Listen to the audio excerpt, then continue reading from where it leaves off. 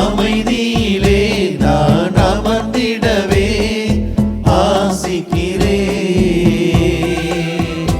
ஆனால் 1000 நினைவுகளை நான் நேசிக்கிறேன்.